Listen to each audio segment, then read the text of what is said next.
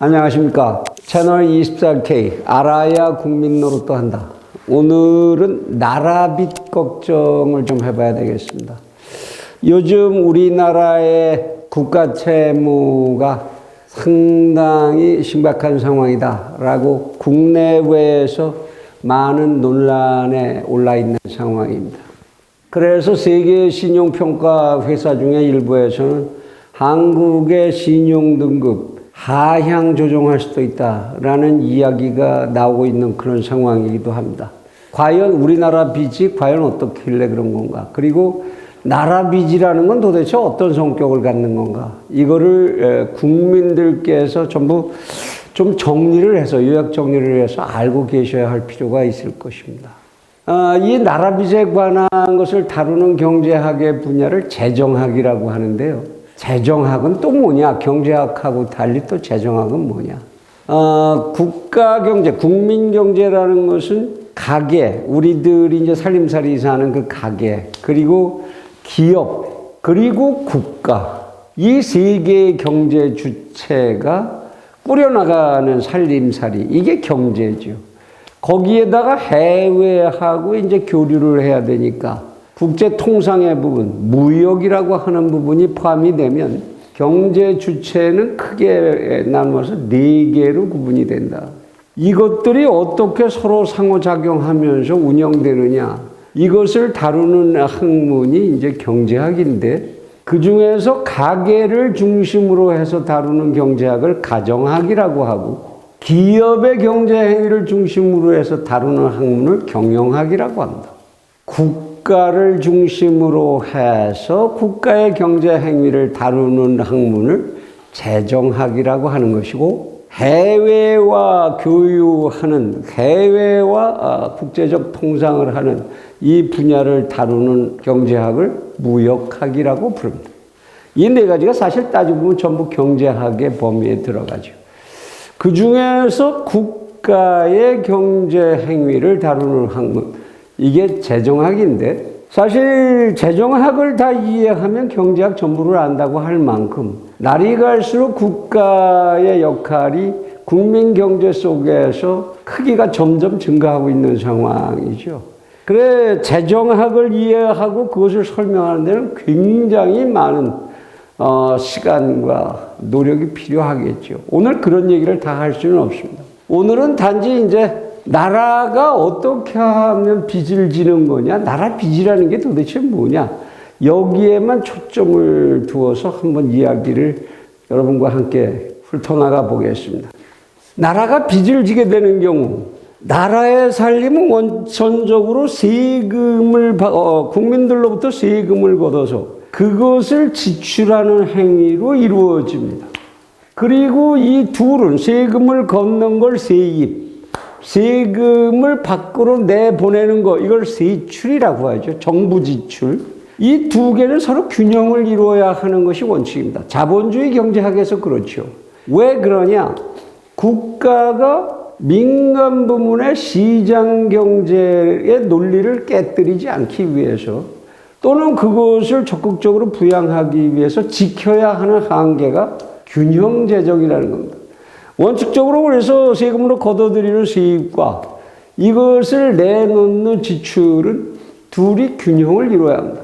그런데 종종 이것이 이제 깨지는 경우가 발생을 하는데요. 급하게 더 많은 돈을 끌어들여야 하고, 그리고 경우에 따라서는 끌어들이지 못했는데 이거를 먼저 돈을 지출해야 되는 이런 상황도 발생을 합니다. 어떤 경우냐? 첫째, 한 나라가 다른 나라들과 경제 전쟁을 하는 데 있어서 미래의 가치를 우리가 먼저 선점해서 미래의 가치를 먼저 만들어내야 할 필요가 있다. 말하자면 어떤 부분에 대해서 전략적 경제적 투자를 해야 되겠다. 말하자면 무슨 4차 산업혁명의 선도사업을 우리가 이끌어야 하겠다든지, 또는 우리의 항만을 진짜 훌륭하게 만들어서 주변 국가에 필요한 물자들을 우리 항만을 거쳐서 가도록 하게 해서 미래의 가치를 우리가 선점해야 되겠다. 물론 무슨 이런 미래 가치 창출을 위한 투자를 선점해야 될 때, 지금 걷어들인 세금 가지고는 그 규모를 당할 수가 없어요. 그러면 우선 더 많은 지출을 하고 그리고 나중에 그것을 갚아나가는, 국민들에게 갚아나가는 이런 형식을 취할 수가 있지요. 그래 이제 빚을 지게 되는 겁니다. 세입보다는 세출을 더 많이 한 거지요. 두 번째 또 어떤 경우가 있느냐. 경제를 이끌어가다 보면 위기가 발생합니다. 종종. 대공황이 생기기도 하고 또는 금융 경제 위기가 생기기도 하고 우리 여러 번 겪었죠.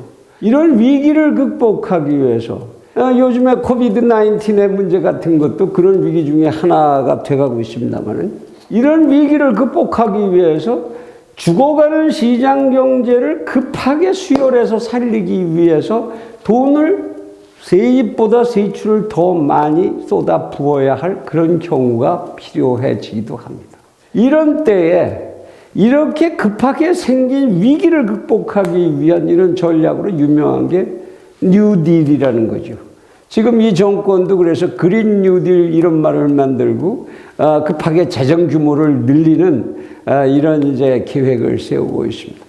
그런가 하면 이제 정치적 목적에 의해서 사회 복지를 급격하게 증대시켜야 되겠다. 야, 이번에 선거가 있는데 사회 복지를 증가시키지 않고서는 표가 안 나와. 일단 좀 뿌려야 되겠어. 이런 정치적 결정이 있을 경우에도 국가 부채 증가를 가져오게 되는 그런 경우가 있습니다. 이러한 나라 빚을 그럼 어떻게 조달하는 거냐? 어떻게 들어오는 것보다 나가는 게 더 많을 수가 있냐? 거기에는 이제 두 가지 방법이 있죠. 하나는 국가가 채권을 발행을 해갖고 세금이 아니죠. 국민들에게 돈을 먼저 꾸는 겁니다. 국민들에게 채권을 사시게 해서 일정한 이자를 지급하고 국민들로부터 돈을 꾸어서 그걸로 다 우선 지출에 충당하는 방법. 이게 제1차적인 방법이죠. 그런데 국민들에게 꾸려니까 그 채권을 팔려고 하는데 채권이 소화가 되지를 않아요. 국민들이 돈이 없어. 그러면 어떡하나요? 그때는 한국은행에다가 채권을 인수를 시키고 한국은행장이 조폐공사에다가 시켜서 돈을 찍게 하고 그 돈을 정부가 가져다 쓰는 겁니다. 한국은행, 중앙은행의 인수방식, 채권의 중앙은행의 인수방식으로 돈을 조달하는 거죠.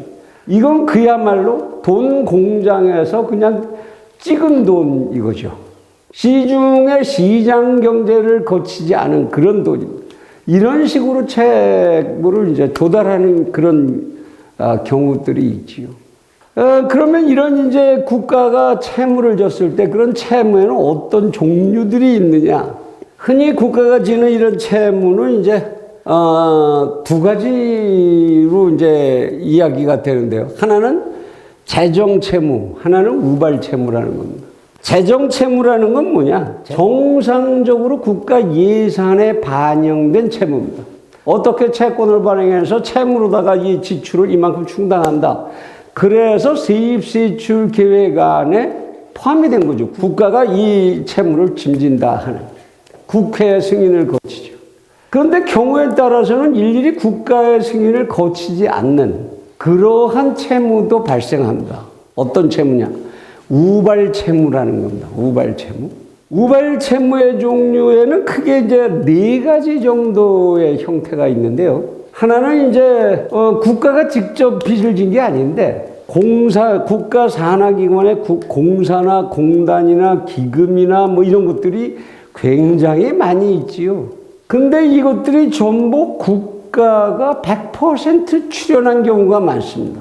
따라서 그러한 공사나 공단 기금에 문제가 생겼을 때에는 그 문제를 전적으로 국가가 책임을 지고 해결하지 않으면 안 됩니다.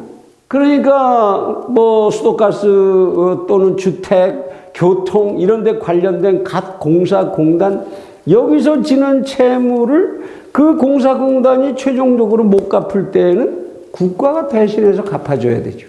이거는 사실 국가의 채무로 예산 회계 기록에 들어가지 않지만 사실상은 국가가 책임을 져야 되는 겁니다. 그리고 미래에 그러한 사태가 발생할 때에 책임을 진다는 면에서 우발 채무에 속하죠. 두 번째로 국가도 일정한 경제 주체로서 보증 행위를 하는 경우가 있습니다. 과거에 이제 개발 독재 시절에 그런 경우가 많았는데요. 우리나라의 기업이나 금융기관들이 해외에 나가서 돈을 꾸어옵니다. 그런데 우리나라가 경제력이 약했기 때문에 신용도가 없지요. 민간기구로서는 신용도가 없습니다. 그럴 때 국가가 지급 보증을 해줍니다. 이렇게 국가가 지급 보증을 하는 경우는 뜻밖의 상당히 많이 있게 됩니다. 특정한 대형 무기를 거래한다든지 이런 경우에 민간 베이스로 들여오는 이러한 경우들이 있는데, 말하자면 특수한 장비라든지 이런 거에 국가의 보증이 없으면 우리는 그런 거 너희한테 공급 못해. 이런 경우들이 생기는가 하면 외환을 꾸어와야 하는 경우, 이런 경우에는 이런 국가가 보증을 서야 되는 경우가 많이 생기죠. 이게 이제 보증 채무로서 예산에 반영되지 않지만 우발 채무죠. 나중에 이게 못 갚는 상황이 생길 때에는 국가가 갚아야 되니까. 그 다음에 국가 충당금 채무라는 것이 발생한다. 지금 현재는 빚이 아닌데 공무원 연금이나 군인 연금 이런 것들이 이제 대상이 되는데요. 실제로 이 사람들의 숫자가 계속 늘어나고 숫자가 늘어나는 만큼 그 사람들에게 장래 지급해야 될 돈을 축적을 해두지 않으면 안 됩니다. 그러니까 사기업에서 퇴직 충당금을 설정하는 것 같은 거죠. 이와 같은 형태로 충당금 형태의 채무도 국가는 책임을 져야 됩니다. 또 있죠. 한 나라가 살아가다 보면 비상사태가 생기는 경우가 많습니다. 무슨 지진이 난다든지 또는 전쟁이 일어난다든지 쓰나미가 온다든지 별별 재해로 인한 비상사태라든지 여러 가지 비상사태가 있을 수 있습니다. 이런 비상사태에 대비하기 위한 그러한 축적 자금이 필요한 경우가 있죠. 우리나라에 기름이 벼랑간 부족하게 될 때를 대비해서 비상기금을 축적을 해야 된다든지 이러한 여러 가지 비상상태에 대비하게 되는 비상대비용 예비비도 필요하게 되죠. 이런 것들은 사실 채무로 인식이 되지 않지만 사실상은 채무적인 그런 성격을 갖습니다. 반드시 그런 상황이 생기면 그 대가를 지불해야 되니까 말이죠. 이래서 국가는 많은 채무를 나라 빚은 굉장히 많은 경우에 생겨나게 됩니다. 그런데 이러한 이제 적자 재정 중에도 또 다른 두 가지 성격의 적자 재정이 있습니다. 하나는 이렇게 빚을 지고 나서 그 빚을 지게 만든 원인 행위자, 그가 스스로 그 빚을 갚을 수 있는 채무가 있고, 말하자면 개발 사업에 투자한 이런 자금들 같은 거는 거기서 수익이 나면 그것을 스스로 그 개발 주체들이 갚을 수가 있죠. 이러한 채무를 금융채무라고 그럽니다. 근데 그게 아니고 무조건 세금으로 갚지 않으면 안 되는 이런 채무들이 있죠. 이런 거를 재정채무라고 합니다. 사실 지금 국가 채무가 문제다 그럴 때에는 세금으로 막아야 하는 이러한 채무를 주로 이제 다루는 겁니다. 그래 이런 재정 채무의 종류를 국제 기준으로 또는 재정학 기준으로 분류를 하면 그 분류가 이제 D1, D2, D3라는 형태로다 이제 국제적 표준 이제 분류인데요. D1이라는 것은 이제 국가, 중앙정부가 지게 되는 채무 플러스 지방자치단체의 채무, 이것의 합계를 D1이라고 부르고, D1에다가 다시 두 번째 비영리, 이익을 목적으로 하지 않는 그런 공사공단, 국가가 전적으로 책임을 져야 되는 거죠. 비영리이기 때문에 자기 상환 능력이 없으니까. 이러한 비영리 공공기관, 이들이 지고 있는 채무를 플러스한 거를 D2라고 합니다. D3라고 하면 D2에다가 금융기관을 제외한 비금융 공기업의 부채 전체를 플러스한 경우를 D3라고 합니다. 이와 같은 구분이 있다. 국가 채무를 이야기할 때에는 이러한 기준이 있다, 이러한 분류가 있다라는 것 정도는 알아두시는 것이 좋을 거라고 생각을 합니다. 그러면 지금 대한민국의 채무가 얼마나 되길래 이렇게 난리를 치고 문제가 있다고 그러고 우리가 이런 공부까지 해야 되는 거냐, 이 나라 국민 노릇하기 위해서. 그 국가 채무의 추이 및 전망 이렇게 나와 있는데, 이게 이제 D1, D2, D3 이거 합계치가 기둥 막대 그래프로 이제 표시가 돼 있습니다. 여기에 보시면 2020년도에 846조 원인데 이것이 2024년이 되면 1334조 원까지 늘어날 걸로 보인다. 우리의 1년간의 국내 총생산 GDP가 1800조 원에서 2000조, 그러니까 달러와의 환율에 의해서 이제 크게 변동이 좀 있을 수 있는데요. 이런 정도의 규모이니까 우리는 지금 총 우리 생산의 한 절반에 육박하는 이러한 빚을 지고 있는 셈입니다. 이것이 과연 굉장히 많은 거냐 아니냐, 이걸 놓고 이제 중앙정부하고 기획재정부죠, 정부하고 학자들 간의 입씨름이 있습니다. 정부에서는 뭐라 그러냐, OECD 37개 나라 중에서 우리나라는 평균보다 훨씬 양호한 채무 비율을 가지고 있다. 별로 걱정할 게 없다. 그 정도 가지고 큰 걱정할 건 없다. 무슨 소리냐, 학자들 사이에서 그렇게 얘기할 게 아니다. 이 채무를 비교하는 것은, 국가 간의 채무 정도를 비교하는 것은 그렇게 단순 평균에 의해서 비교할 수 있는 게 아니다. 이 빚을 갚을 수 있는 능력은 결국은 국민의 주머니로부터 나오는데, 우리는 국가 채무보다도 각 가게가 지고 있는 또는 기업이 지고 있는 민간 베이스의 채무 규모가 훨씬 크다라는 거죠. 그게 이미 2000조 국민 총생산을 넘어서고 있다라는 얘기입니다. 정부 채무하고 이걸 합쳤을 때에는 엄청난 채무 규모가 된다 이런 얘기죠. 또한 이러한 국가 채무의 적정성을 판단하는 데 있어서는 그 나라의 통화가 기축통화냐 비기축통화냐 하는 것의 판단이 굉장히 큰 영향을 미칩니다. 기축통화라는 게 뭐고 비기축통화라는 게 뭐냐. 한 나라에서 쓰는 화폐가 전 세계의 통상을 하는데 기준 화폐로 쓰이는 경우, 말하자면 달러라든지 유로화라든지 엔화라든지 이런 통화들을 기축통화라고 하고, 그러지 않고 이 기축통화를 거쳐서만 다른 나라의 화폐로 전환이 되는 이러한 화폐를 비기축통화라고 합니다. 그러니까 당연히 기축통화를 쓰고 있는 나라에서는 통화를 증발할 수 있는 여력이 생기지요. 화폐를 좀 많이 발행해도 전 세계의 물건이 그것을 가지고 교역이 되는 이만큼 이 인플레이션 효과가 급격하게 나타나지 않을 수가 있습니다. 그런데 이 비기축통화는 자기네 국경 내부에서만 쓰이게 되기 때문에 이것을 그 안에서 많이 증발하면 그만큼 인플레이션 효과는 적극적으로 나타날 수가 있게 되는 거지요. 그래서 비기축통화를 쓰는 나라와 기축통화를 쓰는 나라, 이런 나라들의 채무를 단순 비교하는 건 의미가 없다. OECD 국가들은 거의가 유로화라는 기축통화를 쓰고 있고, 그리고 달러의 영향을 받습니다. 달러를 쓰는 경우가 많지요.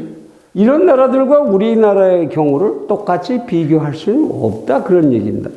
또 하나, 우리나라의 지금 국가 채무의 큰 특징 중에 하나가 그래프에서 보셨듯이 굉장히 증가 속도가 빠르다는 겁니다. 어떻게 해서든지 빚을 갚고 그 다음에 빚을 만들고 또다시 빚을 갚고 이렇게 가야지 하는 것인데, 우리는 지속적으로 부채가 증가하고 있고 이것이 언제가 가면 다 갚고 줄어들게 될 거라는 전망을 할 수가 없다라는 거죠. 이것이 한 국가 경제의 신용도에 심각한 영향을 미치게 된다라는 겁니다. 결국은 한 나라의 부채가 많으냐 아니냐는 그 부채를 갚을 능력이 있느냐 없느냐, 그 경제 주체가, 그 나라가 그 부채를 갚을 수 있는 능력이 얼마나 있느냐 없느냐, 그것에 의해서 많다 적다가 평가돼야 하는 건데, 지금 대한민국은 그러한 갚을 수 있는 능력이라는 것을 확실하게 보여줄 분명한 근거를 갖고 있지 않다라는 거죠. 물론 미국도 그렇고 일본도 많습니다. 부채 엄청나게 많죠. 근데 앞에서 말씀드렸듯이 미국이라는 나라는 전 세계 살림을 자기네 살림처럼 하고 있는 나라고, 일본 또한 예화가 그런 역할을 하고 있지요. 우리하고 그렇게 단순 비교할 수 있는 경제력의 대상들이 아니라는 얘기입니다. 그 앞에서 말씀드렸듯이 또한 이 부채를 전부 지탱하는 거 결국 국민의 힘인데, 국민들이 가지고 있는 경제 능력이 OECD의 다른 나라들하고 그렇게 비교할 만한 것이냐, 특히나 부채 크기에 있어서 여기에 있어서 문제가 있다. 따라서 정부의 주장은 너무 타평하게 들리는 것이다, 이런 얘기입니다. 그래, 이렇게 비제 논쟁을 하다가 보니까 한쪽에서 또 그런 얘기가 나옵니다. 정부 측이죠, 당연히. 빚도 자산이다, 이런 얘기를 합니다. 개인 경제에 있어서 빚은 대개 자산으로 나타납니다. 회계를 하게 되면 회계의 대차대조표를 그릴 때 왼쪽에 이제 자산 계정이 나타나고 오른쪽에 부채와 자본금 계정이 나타나죠. 따라서 부채와 자본금의 합계가 자산이니까 부채도 역시 자산을 형성한다. 빚이라는 건 괜히 생기는 게 아니라 무엇인가 자산을 형성하기 위해서 부채를 만드는 거니까, 부채가 많다고 해서 나라 살림이 거덜났다 또는 개인 살림이 거덜났다 이렇게 얘기해서는 안 된다, 그런 주장인 겁니다. 그런데 국가 경제하고 개인 경제는 글쎄요, 비슷한 면도 많이 있지만 다른 면도 굉장히 많이 가지고 있지요. 한번 이런 생각을 해보시죠. 지난번에 재난지원금들을 이제 국가가 채무를 발생시켜가지고 재난지원금을 긴급히 지원했습니다. 어떤 결과가 나타났나요? 그 재난지원금을 지원한 걸 가지고 국민들 사이에서 어떤 생산이 발생을 했다라면 그 생산이 국민들의 재정부담 능력을 늘려주었을 것이고, 그리고 그것에 의해서 채무를 상환하는 능력이 생겨날 수도 있겠지만, 많은 국민들이 그걸 가지고 뭘 했나요? 소고기 사서 소고기 구워 먹었다는 얘기 아닙니까? 이와 같이 재정 채무가 지출로 다 소모돼 버리고 사라질 경우에, 또는 이것이 해외로 유출돼 버리는 지출일 경우에, 이럴 때에 이 채무는 결코 자산일 수가 없다라는 얘기죠. 지금 현재 우리 중앙정부나 지방정부에서 내놓는 지원금이라는 것들, 이거는 거의가 생산을 부추기고 생산을 충동질하는 이런 투자 자금이 아니죠. 소비를 만들어주는, 거기에 목적을 가진 그러한 임기적인 자금일 뿐입니다. 소모성, 휘발성 투자죠. 이것이 곧 자산이 되기는 어렵다, 그런 얘기입니다. 그러면 그냥 부채는 부채로 그냥 남는다는 얘기죠. 또 하나 재미난 얘기 있습니다. 야, 나라 빚인데 옛날에 농민들 빚 많을 때 농민들 빚 탕감해 줬잖아. 그것처럼 나라 빚인데 나라 빚 그냥 탕감 좀 해주면 안 될까? 한국은행이 조폐공사 시켜서 찍은 건데 그거 그냥 없는 걸로 해버리지. 법으로 만들어갖고 탕감을 해버리면 될 거 아니에요. 국민들에게 채권을 인수시켰을 때 끌어들인 그 국가 채무를 그렇게 탕감한다면 그거는 당연히 이제 그게 말이 되느냐 이러고 난리를 칠 텐데, 조폐공사에서 찍은 거야 그것 좀 탕감한다고 무슨 문제가 있겠냐? 심각한 문제가 생기죠. 무슨 문제가 생기겠습니까? 우선 시장경제 시스템이라고 하는, 시장경제가 돌아가는 가장 기본적인 논리, 신용의 논리가 깨져버린다는 거죠. 시장경제의 논리가 깨진다는 건 곧 뭘 뜻하죠? 그 다음부터 시장을 중심으로 해서 돌아가는 경제체제가 깨진다는 것을 뜻하게 됩니다. 조폐공사에서 찍은 돈을 부채를 탕감해버릴 수 있다면 그 다음에 국가는 마음대로 조폐공사라고 뭐 또 돈 마음대로 찍으라고 할 수도 있다는 얘기가 되죠. 그런 돈이 시중에 마구 풀린다면 국민들의 생산과 상관없는 화폐 공급이 이루어집니다. 여러분들에게 진작에 이제 강의했었던 MV=PT에서 화폐 양만을, 종이 조각 양만을 늘리고 생산이 증가하지 않는다면 물가만이 올라가야 양쪽의 등식이 성립하게 된다라는 얘기를 우리는 검토했었습니다. 엄청나게 물가가 상승하겠죠. 화폐량이 증가한 만큼 물가는 상승할 겁니다. 이렇게 되면 무슨 얘기가 되죠? 화폐가 종이 조각이 된다는 얘기입니다. 빵 한 덩어리 사기 위해서 트렁크로 돈을 하나 가득 들고 다녀야 하는 이런 사태가 벌어질 수 있다라는 얘기가 되는 거죠. 이렇게 해서 빚을 정부가 탕감하고 나면 결국은 시장경제라는 게 깨져버리게 되고, 시장경제가 깨지고 인플레이션이 만연하게 되면 결국은 어떤 사태가 생기느냐? 가계 전반이 가난에 빠지게 된다, 이런 얘기입니다. 여러분들이 지금 가지고 계신 예금, 가지고 계신 지폐, 이것들이 여러분들이 보상금을 이와 같은 형태로 많이 받으면 받을수록 신속하게 무기력한 종이 조각이 돼버린다는 걸 기억하셔야 합니다.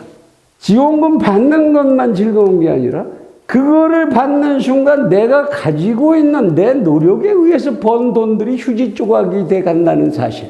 이 사실을 좀 인식하셔야 합니다.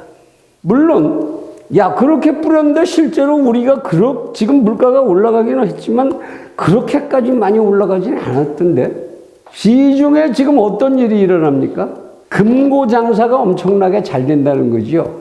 경기가 불확실할 것 같을 때 많은 사람들은 금고에다가 돈을 집어넣어 둔다. 이거를 케인즈의 유동성 선호라고 우리는 설명을 했고 강의를 한 적이 있습니다. 냉장고에다 돈을 집어넣어라 뭐 이런 얘기까지 나옵니다. 이렇게 숨는 거지, 돈이 숨는 것이지 돈이 없어진 것들은 아니거든요. 이거는 결국 언젠가는 나와야 되는 것이고, 이것들은 결국은 언젠가는 인플레이션 압박 요인으로 등장하지 않을 수가 없죠. 결국 뭐냐? 전반적인 가계경제의 가난화, 빈곤화, 이게 이루어지게 되면 그 다음에 이 가계는 어떻게 해야 됩니까? 또다시 국가에다가 구제해달라는 손길을 내밀어야 합니다.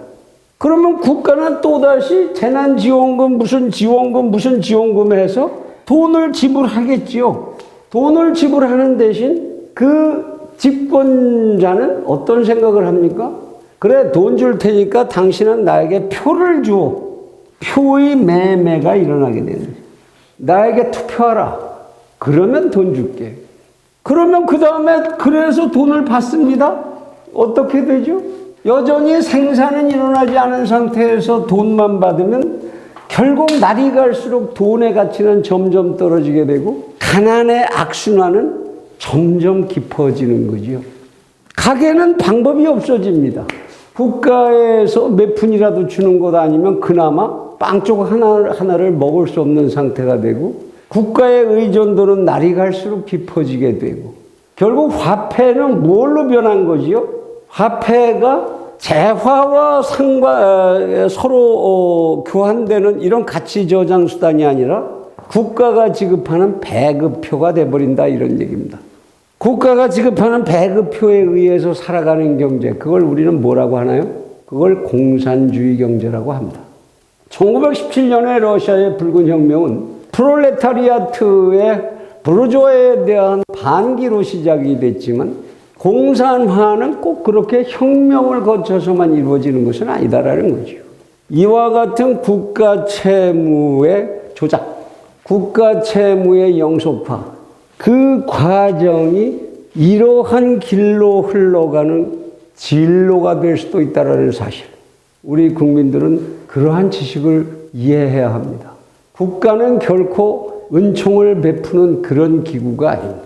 추악한 권력이 그 집권을 장기화하기 위한 수단으로 국가라는 형태를 이용하는 것일 수 있다는 사실. 우리는 그러한 것을 꿰뚫어 보기 위해서 이런 경제학 공부를 하는 것이죠.